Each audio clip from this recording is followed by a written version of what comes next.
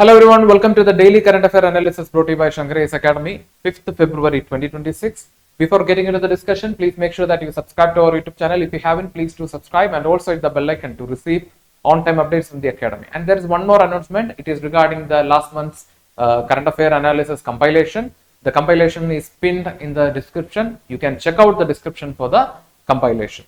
And coming to the topics for today's discussion, the first topic is the solid fuel ducted ramjet. So it's a technology that we use in the ramjet engine, but recently the Defense Research and Development Organization applied this technology in the long-range supersonic missiles. And the next article is about the Isabelline shrike. Isabelline shrike is actually a bird.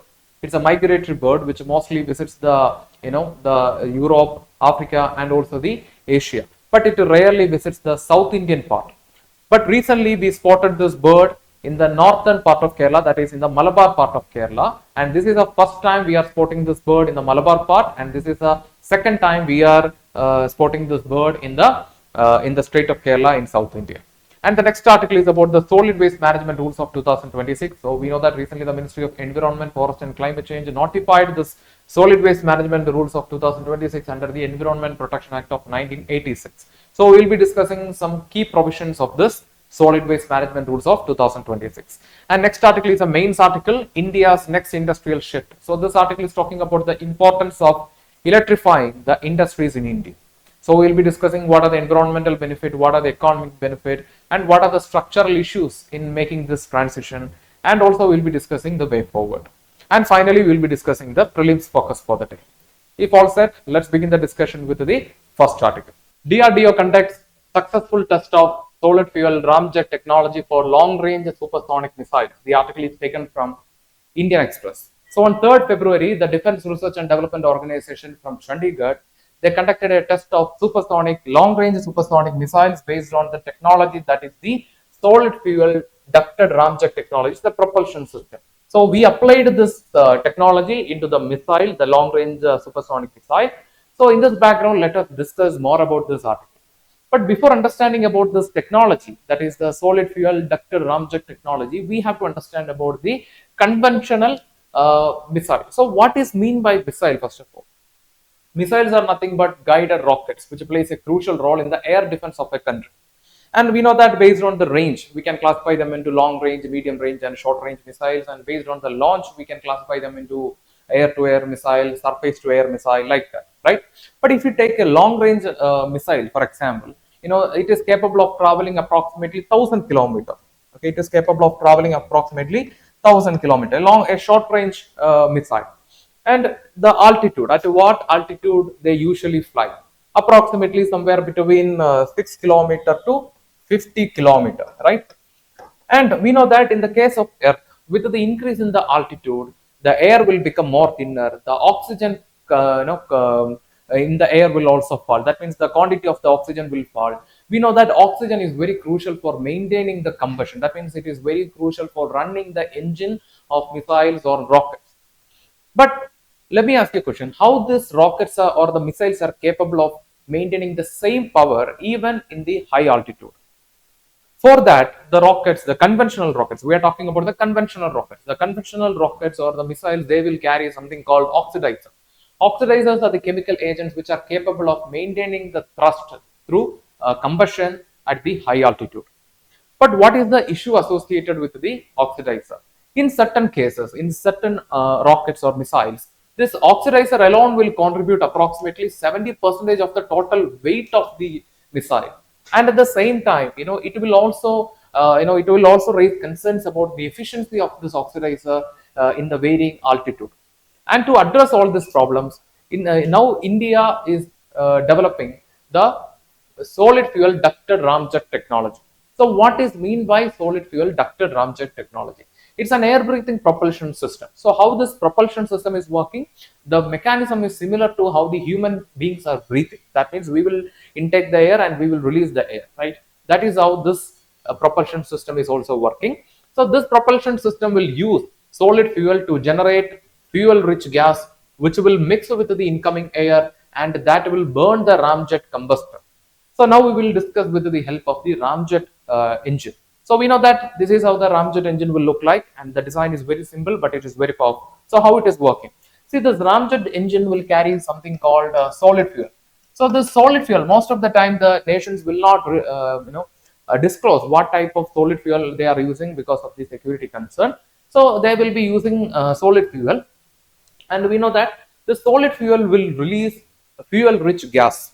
And what happens when the engine enters into a particular altitude, that time the duct will capture the air.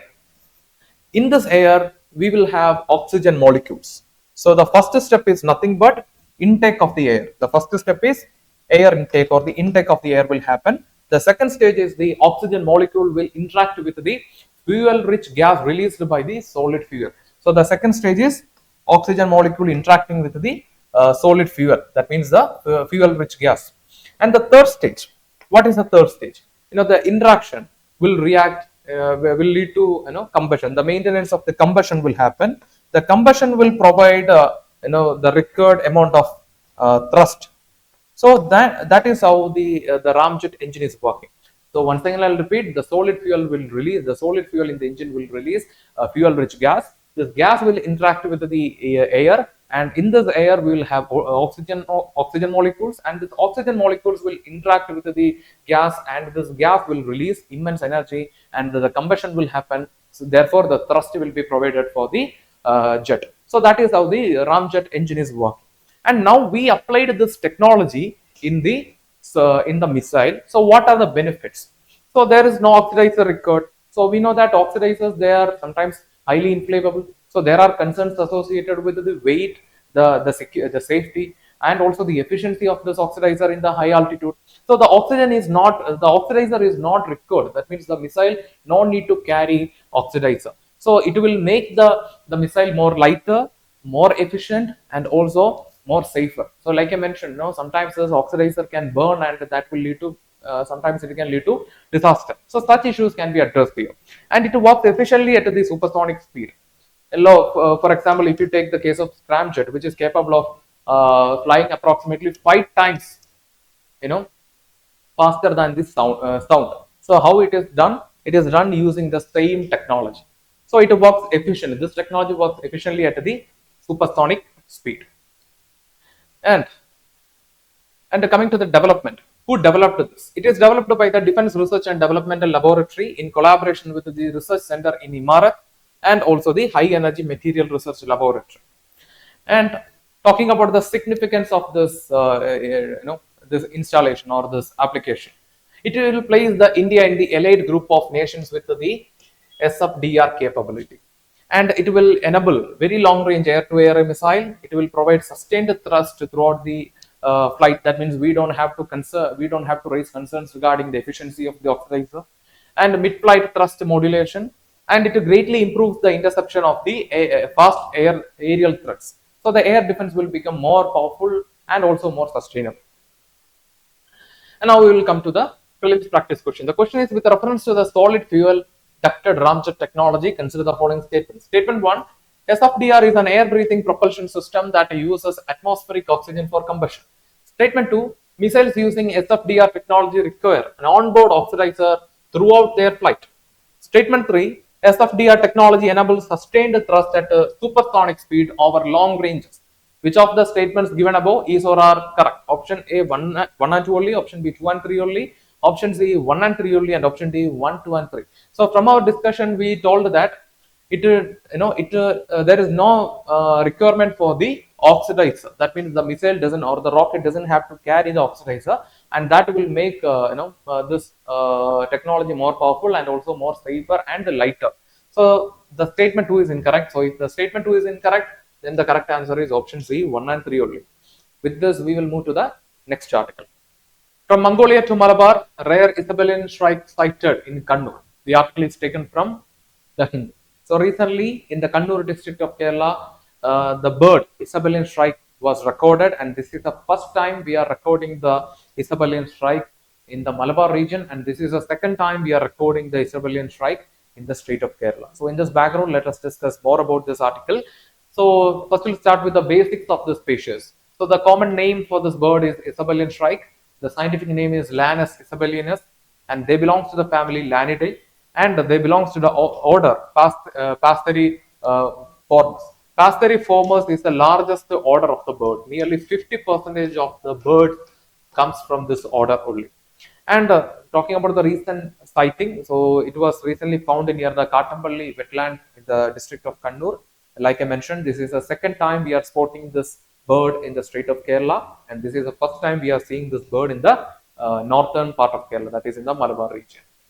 And talking about the distribution and migration pattern, this bird is classified as a long distance Palarctic migrant. So what is mean by long distance Palarctic migrant? Palarctic means it is the largest biogeographic realm of this world, largest biogeographic realm of the world, which comes around 50% of the total landmass of this world. It includes Asia, Africa, and the Europe.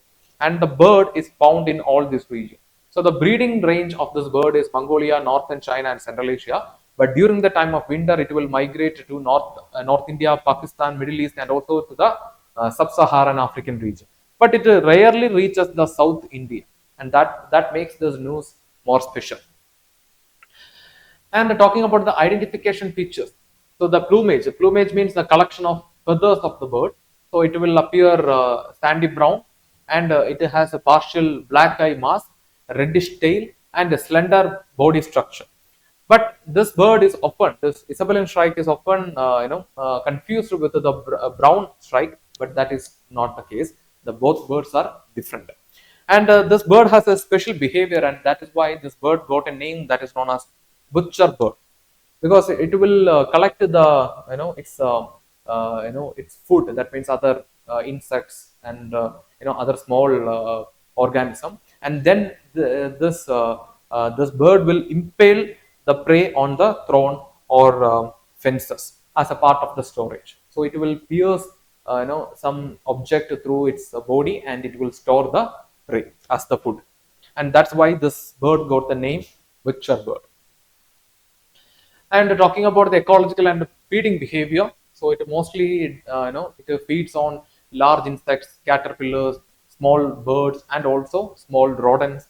And habitat, they are mostly found in the open shrubland, grassland, wetland edges, and also agricultural field. And this Kartampalli wetland provides foraging habitat and also a stopover site during the migration to other parts of the world. And talking about the conservation status and the legal protection, so they are categorized as least concern. As of 2025, they are categorized as least concern in the IUCN Red List, and they are protected under Schedule 2 of the Wildlife Protection Act of 1972. And we know that from this word we can understand the importance of the wetland, because wetlands are always act as leading an important breeding ground for the birds and also for reptiles. It also act as a stopover for the migratory birds. So therefore, we have to protect the wetlands as a as a one of the important ecosports or the ecosystems in the world. And for that, we have the Ramsar Convention, right? And talking about the prelims practice question, the question is, consider the following statements regarding the Isabelline shrike. Statement 1, it breeds in Mongolia and northern China. Statement 2, it is endemic to South India. Statement 3, it is known for paling its prey on the thorn or barbed wire. Which of the statements given above is or are correct? Option A, 1 and 3 only. Option B, 2 and 3 only. Option C, 1 and 1 only. And option D, 1, 2 and 3. So from our discussion, we said that the breeding ground for this bird is Mongolia and northern China. So the statement 1 is correct. It is known for impaling its prey on the thorn or barbed wire. Yes, as a part of the storage. That is why this bird got the name butcher bird. Right? We discussed the special behavior of this bird. Right? They will pierce something through the prey, and they will keep the prey as a as a food, and it is a part of their diet. Okay, this is a special behavior of this bird. So impaling its prey is one of the important features of this bird. So the statement 3 is also correct, while the statement 2 is incorrect. It is endemic to South India. See, the first statement and the second statement, they are not showing that much relations. So from this itself, we can understand that something is wrong here. So the statement 2 is incorrect because they rarely visit the South India, right? And this time we spotted them in the Malabar region. This is the first time we are spotting them in the Malabar region. and this is the second time you are spotting this word in the state of Kerala. So the statement 2 is incorrect, while the statement 1 is correct, 3 is correct. So the correct answer is option A, 1 and 3 only. Let's check. Yes. With this, we will move to the next article. To tackle India's waste problem, new rules turn focus to sports. The article is taken from Indian Express. So we know that recently the Ministry of Environment, Forest and Climate Change notified new solid waste management rules of 2026 under the Environment Protection Act of 1986. So why we need a solid waste management rules? Why we need a new solid waste management rules? Because we can see that according to the data from the Central Pollution Control Board, every day India is producing approximately 1.84 lakh ton of waste. 1.84 lakh ton of waste every day, and out of it nearly 1.79 lakh ton of waste is collected, and 1.14 lakh ton of waste is treated, and nearly 39,000 plus lakh ton of waste is dumped into the landfill. So this is the status of solid waste management in India as of now. So in this background, let us discuss what are the important provisions of the new solid waste management rules of 2026. So moving to the solid waste management of rules of 2026, we can see that it is notified by the Ministry of Environment, Forest and Climate Change, and it will come into force from April 1st, 2026, and it is implemented or notified under the Environment Protection Act of 1986. And talking about the implementation, we have the Central Pollution Control Board. So the Central Pollution Control Board will be giving directions and guidelines to the state level board, and next to the state level board and the pollution control committees will be implementing the guidelines from the Central Pollution Control Board. That is how the structure of implementation as per the new solid waste management rules of 2026.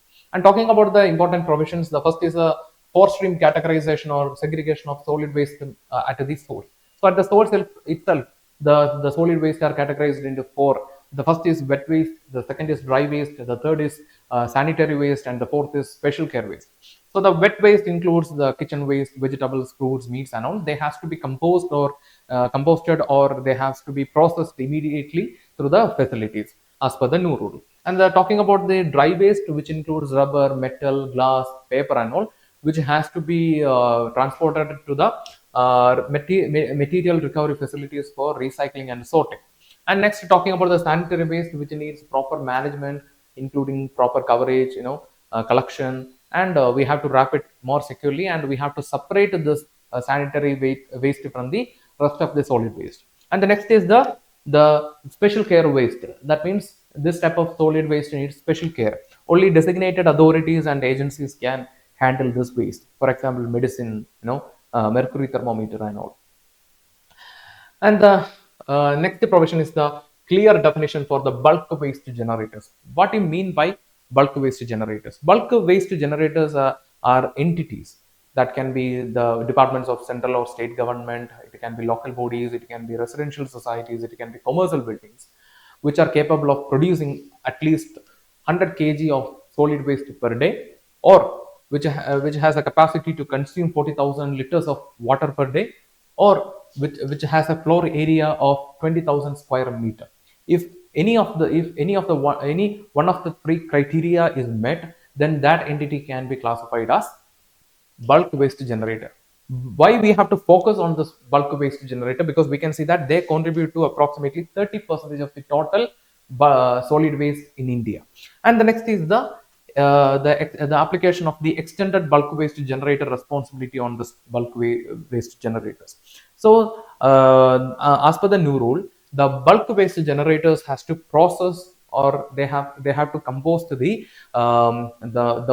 wet waste as far as possible.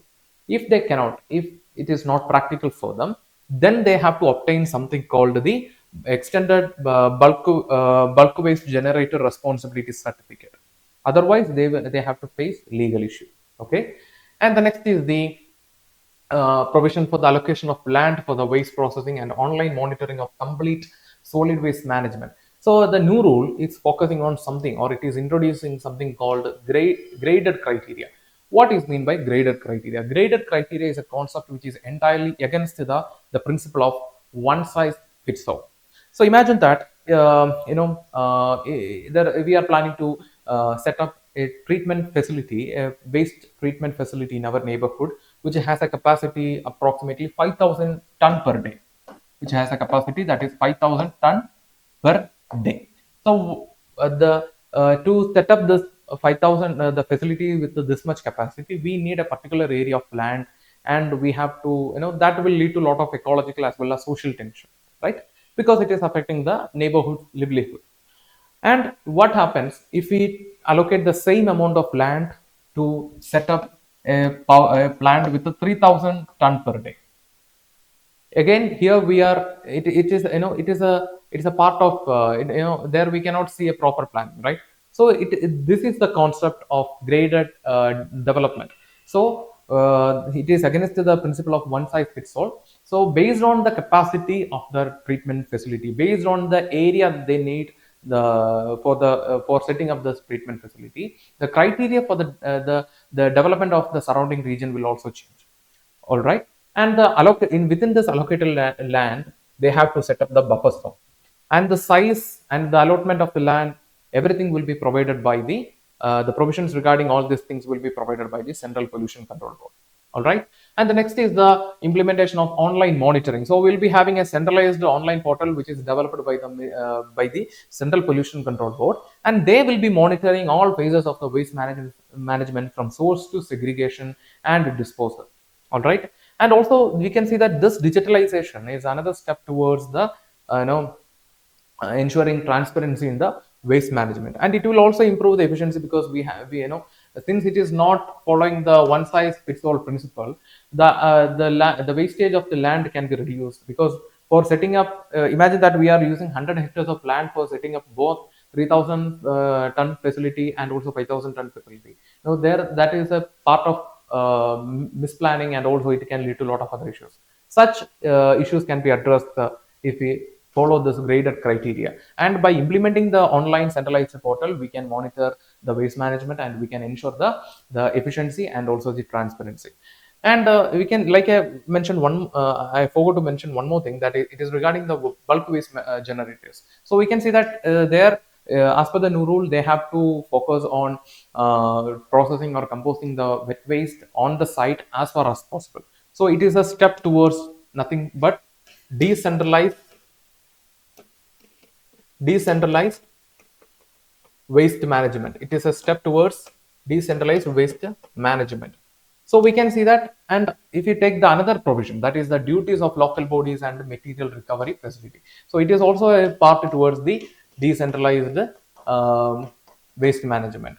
So we can see that here, as per the new provision, the local bodies and the material recovery facilities will be collaborating. The local bodies will be taking care of everything from the collection to segregation and disposal, and while the those material recovery facilities will be focusing more on recycling and sorting of the solid materials. So the extended producer responsibility certificate for the bulk waste generators, and the collaboration of the local body with the material recovery facility, all this indicates the importance given by the 2026 Act towards the decentralized waste management, which will ensure the waste management with the peak efficiency from the grassroots level. And the next is the use of refuse derived fuel by industries. So the industries, especially the cement industries and energy to waste to energy plants and all, they are using solid fuel. But as per the new rule of 2026, they are mandated to use something called refuse derived fuel.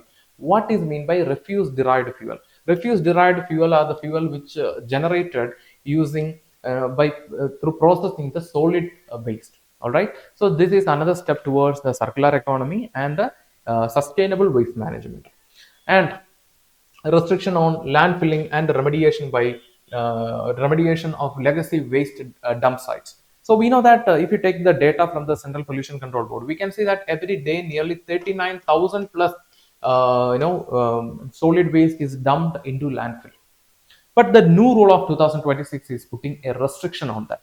As per the new rule of 2026, the dumping of the waste, we cannot dump all the waste into the landfill. The waste, such as the waste which cannot be recycled, the waste which is inert, that means which is absolutely useless, only such waste can be dumped into the landfill. Otherwise, if the local body is going to dump unsegregated waste into this landfill, then they have to pay landfill fee. And this landfill fee will be higher than the cost of segregation, transportation, and processing of the segregated waste. And we can see that the State Pollution Control Board will also take annual audit of the landfill, and the landfill performance will be overseen by the respective district collectors.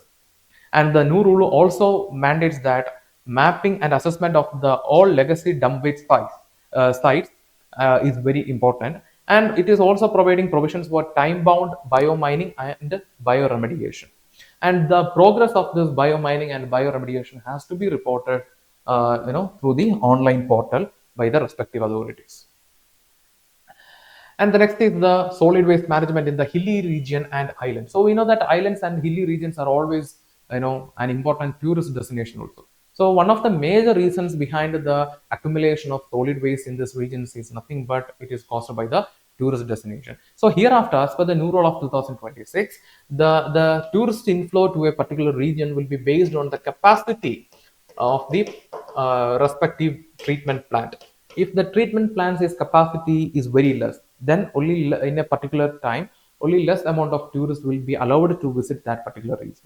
If the capacity of the treatment plant is very high, then the inflow of the tourists will be also good. So that means restricting or limiting the tourist based on the treatment plant's capacity is another provision provided by the new rule, and it is applicable to hilly region and the islands. So that's all regarding the important provisions of the 2026 waste management, solid waste management rules. So we'll see a prelims practice question. The question is, with reference to the solid waste management rules of 2026, consider the following statements. Statement 1, the rules mandate for four-stream segregation of solid waste at the source into wet waste, dry waste, sanitary waste, and the special care waste. Statement 2, environmental compensation for violation under the rules is based on the polluter pays principle and is levied by the Central Pollution Control Board. Which of the statements given above is or are correct? Option A, 1 only, option B, 2 only, option C, both 1 and 2, and option D, neither 1 nor 2. So we know that from our discussion, the first statement is correct. The second statement, environmental compensation for violation under the rules is based on the polluter pay principle. Yes, this statement up to here it is correct. And in the compensation for the violation is levied by the Central Pollution Control Board. No, it is by the State Pollution Control Board, not the sender. So the correct answer is option A, 1 only. With this, we will move to the next article. India's next industrial shift, electrons over molecules. The article is taken from the Hindu. So this article is talking about the importance of electrifying the industries, not just to address the environmental goal, but also to address the economic goal of the nation. So let us discuss more about the importance of this shift. So we know that if you take the traditional industries in India, it is powered by the molecules. That means the molecules of coal, oil, gas, and the biofuel. But now the emerging model is powered. The emerging model of industries are powered by the electrons, that is the electricity. So why we have to make such a shift? What is the benefits of this shift? So this shift has certain benefits. The first is higher energy efficiency. So if you take the electric motors, it has efficiency over 90%, while the internal combustion engine has efficiency only up to 35%. And it is a path towards easier decarbonization. So we know that India is committed to net zero 2070. That means we are planning to achieve a carbon neutral economy by 2070. So this will support the goal of net zero 2070. And the next is automation and process optimization. And the next is reduced exposure to the fossil fuel fuel price shock. So we know that due to some tension or due to some policy shift, there is a possibility for rapidly increasing the fuel price in one night or in a few hours, right? So such shocks are caused by the volatility in the international market. But if we have a proper electrified industries, then the industrial production of India will not be affected, even if there is a sudden shock in the international market. And we have a role model, that is China. So we know that until 1970s, the industrial sectors and the Chinese economy was somewhere, it was backward than India. It was backward than India. But in a short period, China, they industrialized, they became a manufacturing hub, and now we can see that nearly 50% of the industrial energy of the China is from electricity. And if you take within this 50%, there's a high share of green electrons. So the electrons in the environment economy, we can divide them into green and the gray. Gray electricity are the electricity that we produce using the fossil fuel, while the green electricity is the electricity that we produce using the renewable energy. So 50% of the industrial energy for China is coming from electricity, and out of this 50%, there is a major share of green electrons. And if you take the nationwide electrification of China, it is currently standing at 31%. What is mean by, sorry, not the nationwide, economy-wide electrification. So economy-wide electrification means the amount or the transition of the sectors in an economy from fossil fuel to electricity. So we can see that nearly 31% of the economy is currently making the shift from fossil fuel to electricity in case of China. And in the case of India also, the economy-wide electrification is currently standing near to China, that is 30% according to the data from the International Energy Agency. But the concern is this 25%. Only 25% of the industrial energy is from electricity in the case of India. So that means India is more vulnerable to the international shock. If imagine that there is a sudden hike of price for coal or oil in the international market, then industrial production of India will also be affected. And we can see that out of this 25%, only 7 to 8% of the only contributed by the green electricity or the green electron. There also we have the concern. But in the case of China, a major share of this 50% itself is coming from renewable source of energy, but that is not the case of India. So China has certain benefits. So China will channel this electricity specifically to the industries. So they become more vulnerable. They become more resilient to the international shock. They can increase the competition, especially the export competition, and they can march towards the carbon neutral commitments and all. So these are the benefits that China is going to get by electrifying their industries. But India, still we need to work in a lot of areas. And if you take the sectors, certain sectors within in India and China, let's take the examples of steel and cement. So in the case of the Chinese steel industry, nearly in 2010, only 44 metric ton of steel was produced using the electric arc furnace. In 2010, they produced 44 metric ton of steel using the electric arc furnace. And by 2024, it reached 106 metric ton. Within a decade, they reached 106 metric ton. But in the case of India, only 30% of the steel is produced using the electric arc furnace. And in the case of USA, they are producing approximately 70% of the electric steel using the electric arc furnace, according to the World Steel Association. So comparing with China and comparing with USA, the position of India is very below.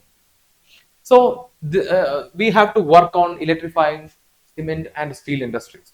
And in the steel industries also, we have a lot of areas to work on comparing with China. China, they have electrified the handling and processing of the cement area, the cement industries. But that is not the case of India. And talking about the structural challenges in India, why India is struggling to make this shift?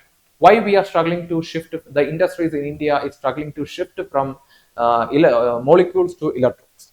For that, we have certain reasons. The first major reason is the tradition. So we know that traditionally, the industries, including the MSMEs, are focusing or they are depending on coal boilers and diesel generator sets for generating power. And the next is a concern over the power reliability. So we have problems like voltage fluctuations, supply disruptions, and this can be resolved by strengthening the power grid. But we have to work on that. And the next is focusing, the gaps in the policy focus. The gaps in the policy. For example, we have n number of initiatives for the solar energy generation. For example, we have Mufti Ghar Bijli Yojana. We have launched the International Solar Alliance. Like that, we have many schemes to promote the solar energy. But we have only less schemes for for electrifying the industry. This type of policy gaps has to be addressed. And MSME constraints. That means we know that MSMEs, they do not have that much financial capacity to make a sudden change, right? A sudden change in the economy or in the status. So they have to depend on government subsidy and concessions. So the lack of concessions and the subsidy for electrifying the industries, MSMEs, is one of the major constraints faced by India to electrify the industries. And what can be, and also why, and one more topic is there, why the industrial electrification matters beyond climate. So we know that electrification is a path towards decarbonizing the economy and the environment. But beyond the decarbonization, beyond the environmental goal, there are certain economic benefit.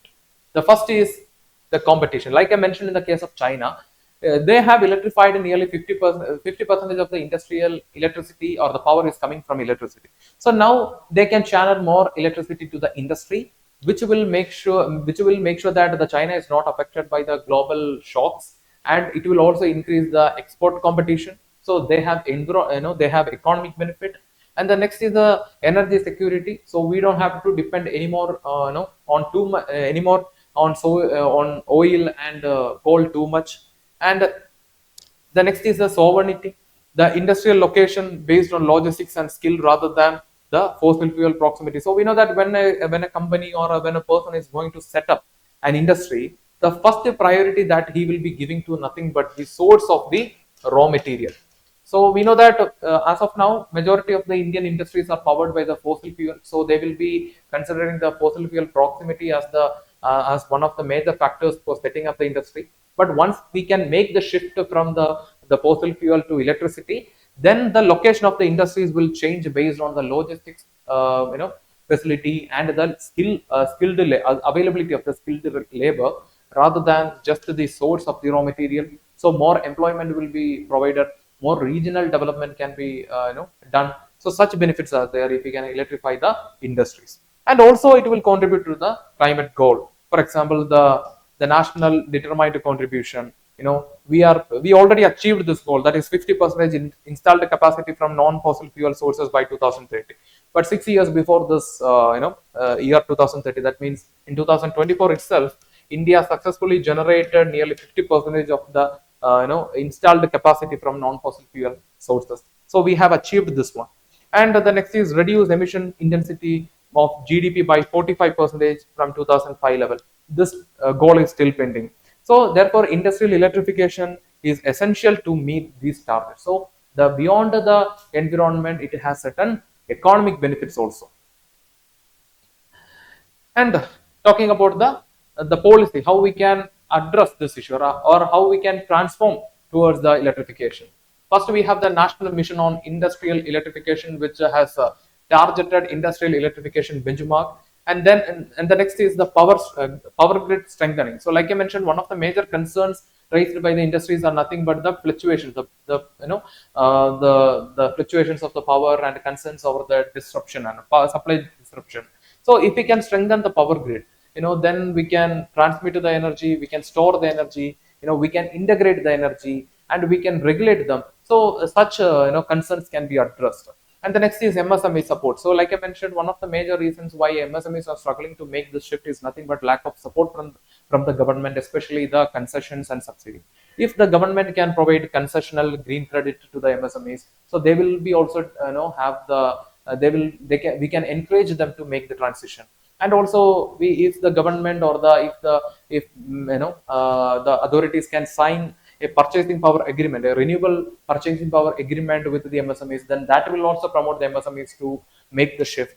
And next, we have to focus on sectors within the economy, such as steel, cement. We know that electrifying the furnace will contribute to quality steel. At the same time, it will also make our steel industry more environment friendly as well as resilient.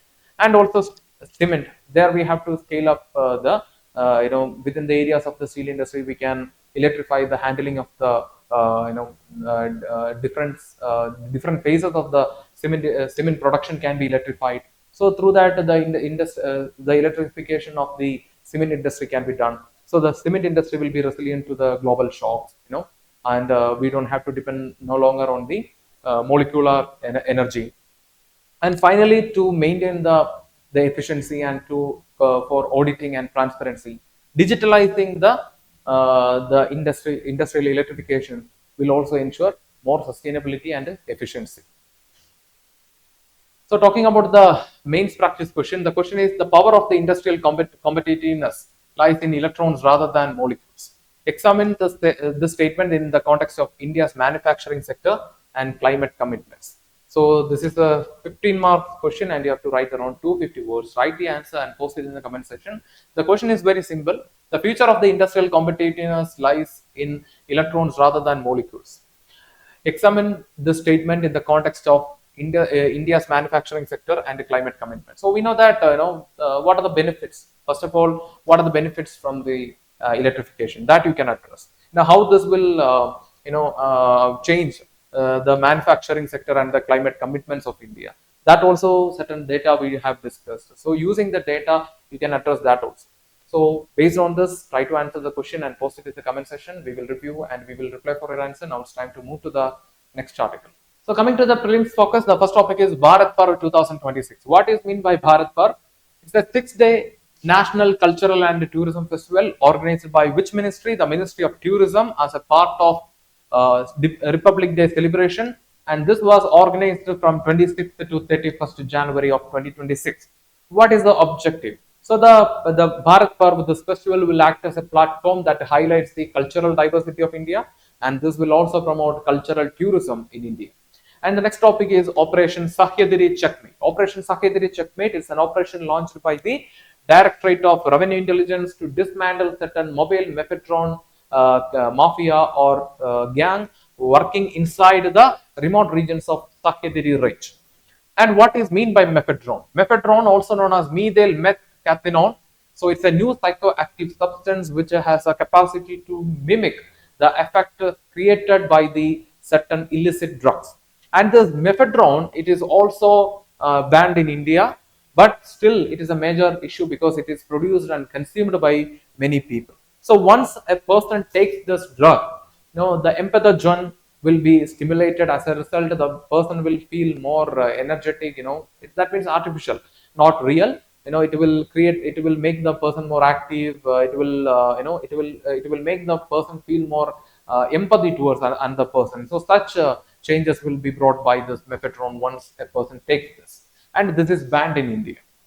So coming to the prelims practice question for the prelims focus, the first question is with reference to the mephedrone. Consider the following statement. Statement 1, the first statement, it is classified as a new psychoactive substance designed to mimic the effect of established illicit drugs. Statement 2, it is legally permitted in India under controlled medical use. And statement 3, it is an empathogen stimulant that increases empathy, sociability, and speeds up brain-body signaling. Which of the statements above is or are correct? Option A 1 only, option B 1 and 2 only, option C 1 and 3 only, and option D 1, 2 and 3. So we know that it is completely banned in India. So the statement 2 is incorrect. So the correct answer is option C 1 and 3 only. Okay. So let's check. Yes. With this we are coming to the conclusion for today's prelims focus. With this, we are coming to the conclusion for today's current affair analysis. If you like the video, hit the like button, give your feedbacks as comments, and share this content with your friends. And before leaving this channel, don't forget to subscribe and also hit the bell icon to receive on-time updates from the academy. Thank you for listening to us. Thank you for listening to me. Have a nice day.